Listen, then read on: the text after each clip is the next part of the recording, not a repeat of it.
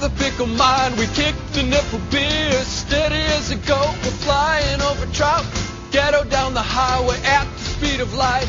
All I wanna feel now is the wind in my eyes, sack of monkeys in my pocket, my sister's ready to go. Hear the engines roll now, idiot control now, hideous control now, Nitty on the road now, Mitty in control, wheels on fire, burning rubber tires. Hello and welcome to the MSTieCast. I'm your host Toby Mobius, here with my cohort Joshua McLeod. Hi. And tonight it is just the two of us as we discuss movies. But because it's Mystery Science Theater, we're always discussing movies. But tonight it's very special movies. Movies made out of recycled TV shows. Josh, I'm going to turn it over to you so you can elaborate a little bit more. Well, as I'm sure most people are aware of, that when a television show fails or becomes obscure, they would occasionally take 2 episodes of the television show, if it were a hour-long show, and they would piece them together in order to make a movie. Now, that movie would occasionally air on TV, or they might put it on VHS and sell it as such. 3 movies were featured in this manner, at least 3 American movies were featured in this manner, were used on Mystery Science Theater 3000. The first one was Master Ninja 1, second one was Master Ninja 2. Both of those were taken from the 1984 series The Master. And the third one is Riding with Death, which was taken from the 1976 series Gemini Man. And we're going to discuss how a lot of these movies came to be. We're going to discuss the episodes, and we're going to discuss some of our favorite stuff about these things and how bizarre they are in retrospect. And the differences between a movie like Master Ninja and Riding with Death. So, let's get started. First up, Master Ninja 1, not to be confused with Master Ninja 2 or any of the numerous Ninja the Blank movies, starring Lee Van Cleef and one of the Van Patten brood. Also, Demi Moore's in it. She's in it for about 5 minutes, I think, roughly. I think her entire screen time is maybe 10 minutes. Because she was in the very first Master Ninja. See, I would say that's pushing it. 10 minutes? Okay, it's not a whole lot. It's about, I would say about 6 minutes combined. Yeah. But and you've seen that VHS, if you remember. She's on the front cover of it, and she's full. She's put at the forefront of it, and yet she's only in it for about 10 minutes or whatever. Yeah. And one of the reasons is because I imagine that VHS came out after St. Elmo's Fire, after she sort of had that big break, because Master Ninja was made a year before, the Master, was made a year before she starred in St. Elmo's Fire. So that would have been I think it was her first ever TV thing, or her first ever acting gig. I'd believe that. He was a huge deal for her. You had Clu Gulager, who was in pretty much every television show in the 70s. And you had Claude Akins. I think he died maybe a year or 2 after the episode aired of Master Ninja. The Mystery Science episode. And Joel really liked his romp. No, Clu Gulager played the bad guy. Claude Akins played the dad to Demi Moore. A lot of the reasons why these things would get made is to sort of pad the video market at the time. Yeah. Because at that time there was a lot of crap video coming out. Because this was, and not a lot of people could afford to pay $79 for a copy of Star Wars on video, but they could afford to pay $19.99 for a copy of Master Ninja 1, 2. So that's sort of how a lot of these things came to be. And people really forget, yes, videos cost upwards of $70 in the 90s. They were not cheap. And yet video games have stayed about the same price. They were a little bit more expensive. They were probably in the 90s, in the 1980s, but still, yeah. You had Bill McKinney playing the evil sheriff in the first episode. Oh, I'm sorry, I mean the first half of the movie. Not the first episode. That's the other thing, is the fact that Clu Gulager. I don't know why I'm putting Clu Gulager above Demi Moore. Clu Gulager, Demi Moore, Claude Akins and Bill McKinney and all the people that were in the first half of the movie are not in the second half of the movie. And in case you didn't know, that was because it was not a two-part episode. No. It was episode 1 and then episode 2, which stars that Charlie Callis type guy. I don't know his name. And then they pretty much just went at both episodes with a chainsaw and duct tape, and then you get a movie. They are literally scotch taped together. Not literally. They are metaphorically scotch taped together. I don't know. If you had told me the actual film reel was held together with scotch tape, I would believe it. I mean, it really is. There's no delineation between the two, like that they're any kind. That they want you to believe that they're the same thing, but it's so obvious. And these were done by Film Ventures International, so there's that question of were the people. Did they have the intention, or were they just like, we'll just be lazy and not do it? Now with Riding with Death, which we'll get to later, I have a feeling that they actually were just being lazy. But with this, I'm not sure. I don't know. I think it was definitely a laziness on the part of Film Ventures. But that's just me. That's how I read into it. Well, they definitely didn't go out of their way to make some sort of explanation for sort of the fact that it was two separate stories. I guess, and the question is, did they know that the audience would figure this out, or did they just like not care? Is that what they were going for? Did they not just want to be stupid? I don't know. I think we've pretty much summarized. Oh, we haven't even talked about the plot of Master Ninja. How can we not do that? Master Ninja is about Max Keller, or as he's sometimes called, Black Keller, and John Peter McAllister, I think was the name of the guy that Lee Van Cleef played. I believe so, but I just knew him as Lee Van Cleef. Let's just call him what he is. He's Old Snake. We'll call him Old Snake. He's trying to find his daughter because he was an Occidental ninja, and he comes back to America to try to find his daughter that he never knew he had, and so he teams up with Max Keller in order to find her. And then it basically becomes the A-Team, but with ninjutsu. And obvious stunt doubles galore. Yes. Well, and what are you going to do? You expect? You think Lee Van Cleef really knew how to walk a tightrope? I mean, come on. I'm not sure Lee Van Cleef knew he was in this. I think they followed him around, and he just happened to say things that fit into what they wanted. I mean, it's kind of sad when you really think about it, the fact that here's this guy, this great actor who's worked with, Sergio Leone. He's been in a lot of these, like, he's been with Fellini, and there's all these great people. And here he is in Master Ninja, in The Master, starring in this sort of subpar A-Team ripoff, if you will. It really was an A-Team ripoff. I mean, it is. That's what they were going for, because this came out a year after the A-Team, and it was created by Michael Sloan. And Michael Sloan was an executive who worked at NBC. And I think he co-wrote for the A-Team, or he was a part of A-Team, or he was under Stephen Cannell. He was one of those guys where if his career had been any successful, he could have been Stephen J. Cannell, but it just didn't work out for him. Partially, I think it has something to do with the fact that he created The Master. I think that might have had something to do with maybe not becoming Stephen Cannell. They spent all this money on fake wood and that van. Just think, if this show had come out a little bit later, it would have been like right on the Teenage Mutant Ninja Turtle craze. Yeah, the ninjutsu thing really didn't come out until the 80s, so you could argue they were ahead of their time, but probably not. No. I mean, Teenage Mutant Ninja Turtles was created in 84, but as a comic. It didn't become a show until 88. Yeah, about 88. Yeah. And then they had to compete with the real Ghostbusters and Conan, and they had all that. And yeah, Conan had a really popular talk show back. Oh wait, I'm sorry, wrong Conan. I like that Conan better. But I prefer a Conan the Librarian.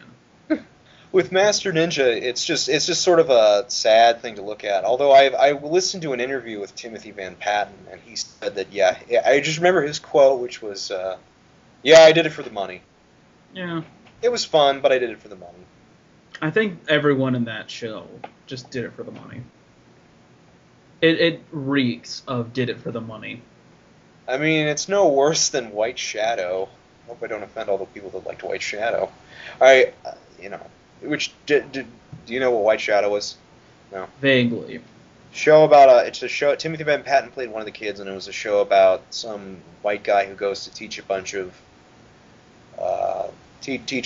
African American / Latino kids at a local high school and help them play basketball well. And I think Timothy Van Patten was the token white kid who pretended to be street, if I'm remembering correctly. So it's nothing I really need to watch. No, it was not one of the better MTM, Mary Tyler Moore Company shows at the time. You're probably better off watching, I don't know, like Newhart or Rhoda or something. Or any other show with that kind of plot. Yeah. I liked it. I really liked it a lot when they called it Hoosers. See, I'm not a huge Hoosers fan, but what can you do? Master Ninja 1. So, what were your favorite sketches from Master Ninja 1? My favorite of the sketches, probably the Nunchucks sketch, although I really do enjoy Crow's Van Patten project. I think that the Van Patten project really is irrelevant to anybody that did not grow up in 1980 to 1995, sort of that era, because none of the Van Pattens really had any kind of life recently. Like I couldn't tell you like anything Dick Van Patten's done in the past 20 years. I like the Invention Exchange. Yes. The boil in a bag IVs is actually a really great silly idea. And the pop-up books for adults is actually kind of a thing now. So. Yep. Although I know Sampo didn't like remember the Naked Lunch book? Yeah. I remember Sampo complaining about the fact that you couldn't open it, but it was like they didn't bother making it, so it doesn't look like an actual book. But I have to say, none of the other books look like actual books. They look like props. But then again, I guess I'm too critical of stuff like that. But no, sorry. I mean, he made a good point. Sorry, Sampo. I don't want people hating me again. That's just something I pointed out. That's just something I wanted to point out. I'm just, I can understand being upset by that. You know, they should be realistic. I give them a break, but whatever. Different folks have different strokes. Favorite riff? Memorable riff? I don't know. My favorite riff is actually probably the very first one in the episode proper. Hi, I'm Max Keller. I'm a seagull. Or when Joel makes a comment about Claude Aiken's rump, and he turns around and sort of goes, "You guys staring at my butt?" It was just a great little, almost self-aware moment for the movie. It was odd. Favorite riff probably is when Demi Moore disappears under mysterious circumstances. And Joel's like, "Man, this movie's gotten really weird. Wasn't Demi Moore in this thing at some point?" I mean, that's the question that will always be like, what happened to Demi Moore? Which character? You're thinking of the first episode. I mean, the first part of the movie. Yeah, that's what I meant. Yes. Oh, but all that aside, there really isn't much to say about Master Ninja 1. It's a funny episode. It's not... I wouldn't say it's one of the better ones of that season. I liked it. I think it's a very interesting movie. It's interesting to kind of see these bizarre TV things that failed. Especially seeing as how these were a little bit more mainstream than, say, something like Viking Women and the Sea Serpent. Mm-hmm. Because this aired in, however many million homes at some point. And I'm sure somebody vaguely remembers it. But, I mean, these TV things are always really weird. Yeah. It does hold a special place for me because it was the first episode I got on DVD through tape trading. So, I still have it. I watch it occasionally. Shall we move on to Master Ninja 2? We shall move on to Master Ninja 2. So the plot of Master Ninja 2 is... and John and that old guy who was... Snake. Snake. Who was he? He's Snake. Snake. What was he? Snake? What movie was he Snake in? Oh, he didn't play Snake. He's Solid Snake from Metal Gear Solid is based on Lee Van Cleef, especially the old Snake with the mustache. Because I'm thinking of Snake Plissken from Escape from New York, which Lee Van Cleef was in. But I don't remember who. I don't remember who. I think Lee Van Cleef played like the assistant to the president or like the warden or something. Yeah. It's been a while since I've seen your movie. Yeah, me too. I need to watch that again. He didn't play a bad guy, which was weird. Yeah. But anyway, second verse, same as the first. Ninja and his mushmouth pal help people and look for Ninja's daughter. Yeah. Except this time it's a union organizer and they help stop terrorists. Yeah. And the terrorist was played by that one guy who's now on NCIS. That narrows it down. Okay, that one Irish guy, that one British guy from NCIS. Does that help? And Monty Markham was in it, and you had James Bond #2, George Lazenby, the James Bond nobody wants to remember. But that's the thing about these kind of weird. You get all these bizarre actors that would appear in these sort of shows. You think about that for a minute. Like, wait a minute, this guy was James Bond, and now he's some sort of bizarre Secret Service guy. It's like the Chuck of the 1980s. Exactly. It was last episode of season 3. Yes. And it was, meh. Well, the thing about people kind of make a big deal about season finales now, but people really didn't think in those terms back then. Mm-hmm. People, especially with Mystery Science, because it had already been renewed to season 6. Right. So they really weren't like, oh, we better enjoy. Like they were well aware they were going to come back for a 4th season. Yeah. It's just kind of a meh episode to me. It really has nothing to do with the fact that it's season finale since the show's over, and it didn't really have a coherent storyline to build to a finale. So I just think of it as an episode, but it's just kind of a meh episode. I like the sketches better, I will say, than the first episode.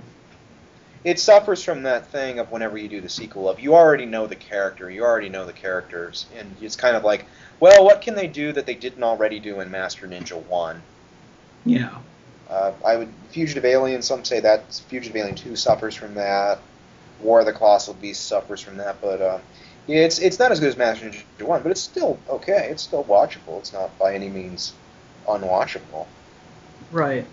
Well, like I said, I like the sketches better. I like the Invention Exchanges better. The self-perpetuating hamster habitat I thought was hilarious. The conveyor belt buffet, which, as we know, has since come to fruition. The food dramats. Yep. The improv group thing, I thought, I've been in improv groups. It was pretty spot on. Yeah, if you're not in an improv group, you just took one look. I'm going to speak for the crowd. I was in an improv group. You were in an improv group. I think if you weren't in an improv group and you saw that sketch, you would just be like, what? Did the cast show up drunk? It's one of those things where you really have to be of a certain mindset to know what the heck this is.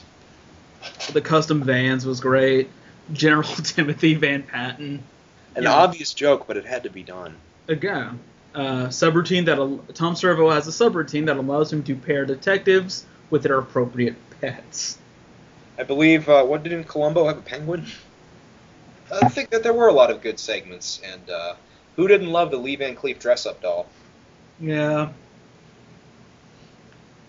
And as far as riffs, there were some good ones. Of course, everyone loves Mendoza! Other than that, I can't really think of any riffs. Yeah, the problem is I haven't seen it more than once. We watched it recently, but I didn't have a chance to think of any good riffs from it. Because it's so similar to Master Ninja 1, I often forget which one is which. Yeah, you kind of mix them up in your head, because they're basically the same thing. I mean, they're the same show. He falls in love with some chick in, like, every episode. Which is just unrealistic on every level. Timothy Van Patten getting some chick in every episode, I don't buy that. Yeah. Oh, and the hamster. We never brought the hamster. We never talked about the hamster. Yeah, that's right. His name was Henry. And he liked listening to Mozart. And Amadeus came out in 1994, around the time when Master Ninja premiered. So, which people forget, Amadeus was this big movie directed by Milos Forman, starring Tom Holt. 1984, not 1994. Yeah, you're right. 1984. So otherwise, this episode would be in the future. I was thinking of the movie Sleepers. I always get those two movies confused. They're so similar. Mix up Sleepers and Amadeus. Yeah, they're so similar. Aren't they so similar? Like, I don't see it, but okay. And of course, as far as the riffs goes, there's plenty of Hikiba. Favorite riff? probably a Norman Ray riff referenced in the first half of the movie, because who didn't love Norman Ray? Remember the... Well, okay, if you weren't born in 1979, you probably didn't love the movie Norman Ray, because you probably didn't know it existed, because you didn't exist at the time, but yeah. Norman Ray was a big deal at the time. I'm probably going to stick with Mendoza, but The Wizard's Not In. I like that one. So, shall we move on to Riding with Death? Yes, we shall move on to Riding with Death. Okay, well, Riding with Death was made in 1976. It starred Ben Murphy.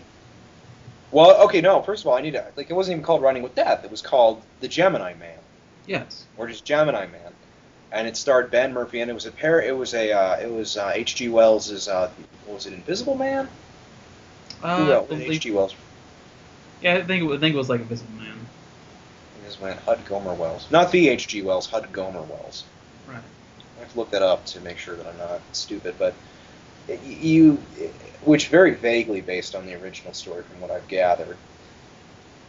The idea being Ben Murphy gets some sort of nuclear accident that turns him invisible. Yeah. And they give him a destabilizer watch to make him invisible. And that's the idea, is that he travels the countryside, helping people out, working for Intersect. Oh, and he can turn invisible. That's how that works. Very shoddily turn invisible. Very cheaply turn invisible. Yeah. So, the gun remained perfectly still while he punched that guy with a 6-foot arm. It starred Ben Murphy, who was also in, his big break was in Alias Smith and Jones. I believe he played Jones. He was sort of the buddy sidekick in that movie, and then he went on. He was also in Being from Another Planet. Mm-hmm. But this was his big thing. You also had Kathleen Crawford. I don't know who she is. You had William Sylvester, who was a American actor who lived in Britain, and if you remember, he was the investigator guy in Devil Doll, and he was in Gorgo as well. Yeah. And then he came back to America to appear in this thing. So not a wise move on his part, because he was a big character actor in England, and then he came back to America to appear as the boss in Riding with Death, or Gemini Man, or what have you. I mean, this is a weird... Here's a weird trivia fact for the world. While only I think the first 5 episodes of Gemini Man aired in the United States, all of them aired in Britain, and they were all insanely popular in the United Kingdom. This show did really well in the UK for some bizarre reason. Really? Yeah, I can't explain it. It did really well there. It's sort of that David Hasselhoff thing, where it doesn't do popular here, but it's popular elsewhere. Cheap Trick. Well, Cheap Trick's the greatest band ever, so shut up. I don't care how big they are in Japan. They're huge here now. Well, they are now. They deserve to be huge. They're Cheap freaking Trick. Dream Police is one of the best songs ever written. Jim Stafford, who played the guy at the end, remember Jim Stafford? He's in the first part and the second part of the movie. He was that guy who was like, whoa! And he was the guy singing in the bar. Yeah. Jim Stafford, who he went on to be one of those Branson Knights. And now he lives in Branson, Missouri, and does all the stuff there. Now, on to the movie proper. Stuff happens. Yeah, there's a car that's going careening down the road, something about the Tripolitine. That's what happens. There's Tripolitine. That's not right. So some evil guy comes and is all like, hey, we need you to transport the Tripolitine across America, or something like that. Of course. And people are going to be trying to kill you because you got Tripolitine. And Tripolitine's some sort of magical fuel. But it's actually a trick. It's actually gasoline, and they want to blow up the thing so that they can collect the insurance. So Ben Murphy's being stupid and has to travel across the country and with gasoline in the trunk and avoid exploding. So basically what you're saying is... And the second half you have Cupcake, who's pretty evil. Emperor Cupcake. Now the difference, I think that it's important to point out the difference between Writing with Death and the Writing and Master Ninja 1 is whoever edited the 2 episodes together kind of put some effort in making them seem like they were an actual movie. Now they failed horribly because they were stupid. They clearly were not competent, but it was, they had that really bad dubbing for Ben Murphy, and they say, you're as elusive as Robert Denby, and you're like, who's Robert Denby? Just such a weird movie that has no contingency to anything. Yeah, it was really poorly edited for a movie. I'm sure the show itself was, the editing was fine on it, but in the movie form, it just doesn't work. Well, and when you put these things in movie form, you have the problem when you do something like this and you have kind of a stupid TV movie is, it was never meant to be seen like this. It was never meant to be seen in movie format. So you always have this, they edit them cheaply and shoddily, and they're never ever good. They're never ever well put together. And these were not the only things that were edited that way. For every one that was featured on Mystery Science, there's 200 that you never saw ever again. Right. It's mainly just a problem of pacing. A TV show and a movie have different styles of pacing, and you can't just put them together and, okay, it's a movie, we're done. Yeah. Again, another movie made entirely with Scotch tape and scissors. I mean, that one really, I think, was Scotch taped together, because you can tell that you'd have to be kind of a moron not to be able to tell that it's just 2 episodes of a TV show taped together. Anytime you have a movie and you're like, why does this movie have 2 different plot lines? Why is halfway through the movie it shift to a completely different plot? That's probably why. It's probably because it's just a bunch of episodes of a TV show taped together. And not very well. Yeah. Almost Shyamalanian in quality. Let's talk about the Mystery Science Theater episode itself. I really liked this one. I like it too. It's funny. Very good episode. Yeah. Well, first of all, the first sketch where Mike has a... Is that the first sketch? With the sushi chef? Oh, yeah, it was the opening sketch. Where Mike has a relapse and becomes a teppanyaki chef. That's just silly. And then we get another take of Destroyer of Worlds, Mike Nelson. Segment 2 is the Funkadelic 70s song. Mm-hmm. Do you remember the lyrics from the Funkadelic 70s song? I do not. Back in the Funkadelic 70s, the Roman Empire still reigned supreme. Aphrodite came to power and they finished up the Colosseum. Back in the Funkadelic 70s, Egyptian weak patrol. And then we hear a great song about the 50s. Of course. Do you remember the 50s? When Emperor Claudius died, and the Apostle Paul traveled to Greece. And then Tom becomes a trucker. Trucker butt. Oh, buttless trucker. And then Crow is Turkey Volume Guessing Man. I remember one mention of turkeys in this movie. Yeah. Which, by the way, for the kids out there, turkey was something that was said a lot in the 70s. Job, turkey. Yep.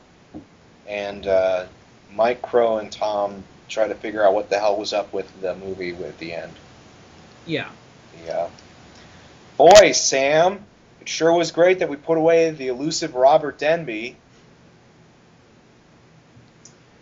But, yeah, I thoroughly enjoyed the episode.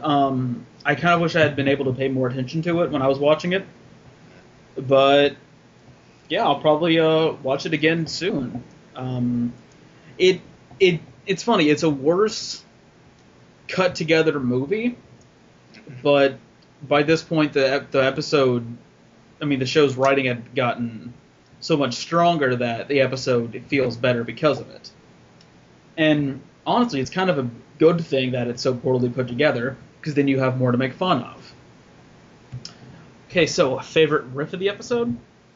Well, the credit. I always go back to the credits because those are always really funny. Yeah. There's some good stuff.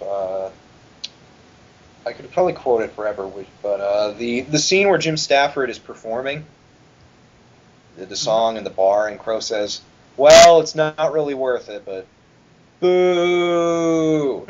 The other one that comes to mind is at the end during the credits where Crow says, "Coming up next, Banachek." I mean, thank you for enjoying your theater-released movie, which was clearly released to a theater. For me, I think it's Emperor Cupcake. Yes. And also the rare male camel toe. A lot of good riffs. You know, the filthy glasses riffs. Sam I Am. She has exploding boogers. A lot of really good riffs in this one. Yes. Riding with Death, the Matthew Broderick story. Which, by the way... Riding with Death, the Halle Berry story. You see, now that's how we would do if we lived in today. Because originally it was Matthew Broderick who murdered someone with his car. Now we have Halle Berry killing somebody with her car. Yeah. And now, even now, we have Amanda Bynes killing somebody with her car. I don't know if she killed anyone. See, well, yeah, but that's because it got hushed up by the government. Okay. If you ever want to, like, anytime I say something that's not true, it's just because it got hushed up by the government. Josh, your tinfoil hat is looking awful shiny today. So, final thoughts on the 3 American TV shows made into movies. Wow, America is incompetent at making television shows and turning them into movies. And really, it's something that existed at a time, and it doesn't exist at all today. You really don't get that now. No, not really. Because there's really no market for it. There's really no market for taking a television show and turning it into a movie. Well, you say that, but that it still happens. There was I'm a fan of Code Lyoko. I was on demand, and I saw Code Lyoko the movie. And I was like, there was a movie? So I turned it on. It's 3 episodes from the show Daisy Chained Together. They just cut out the credits, basically. And I should remind you, this is the show where each episode of the first season ended with them going back in time to the beginning of the episode. So we go back in time, and now we're at like a big time. Well, it's just, this was on demand. Created a time paradox. I mean, I don't know. Like, video companies are just weird like that. Yeah. The French are, let's just blame it on the French. Yeah, well, that's easy enough. They made Code Lyoko, we'll blame it on them. It's all France's fault.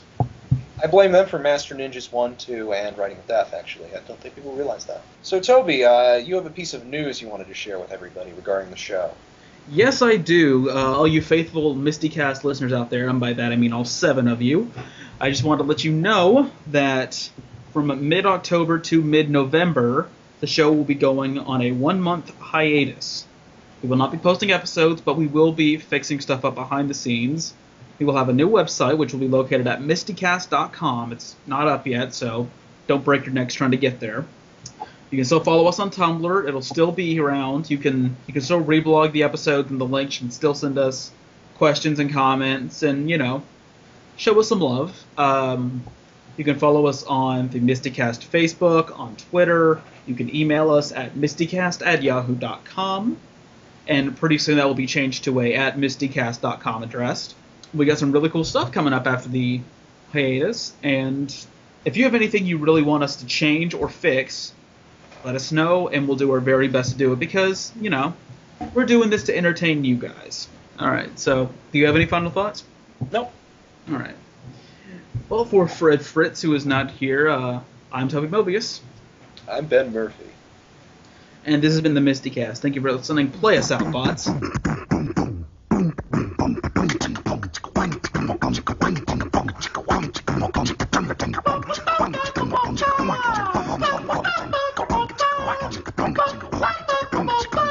Master Ninja theme song.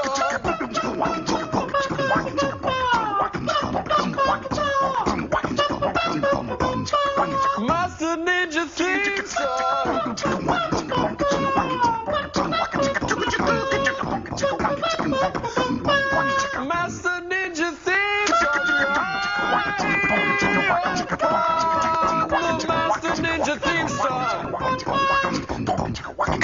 Brothers Van Patten.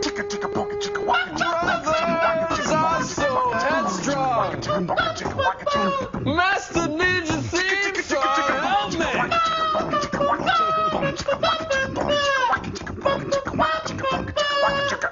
Master Ninja theme song.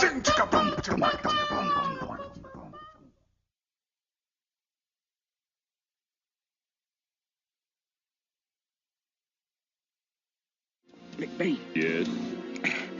I'm not gonna make it. Oh, stop talking crazy. No. Just do one thing for me. Get